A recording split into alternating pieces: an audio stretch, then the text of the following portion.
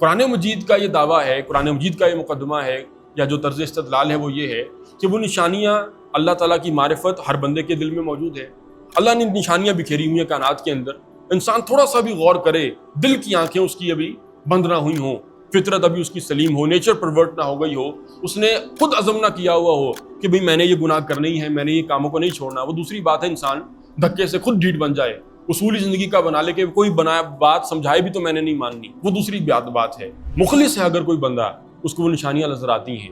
یہ مضمون ہے اصل میں پورا سورہ ابراہیم کا کہ یہ کن لوگوں کو نشانیاں نظر آتی ہیں۔ آگے فرمایا ان فی ذالک لآیات لکل صبار شکور،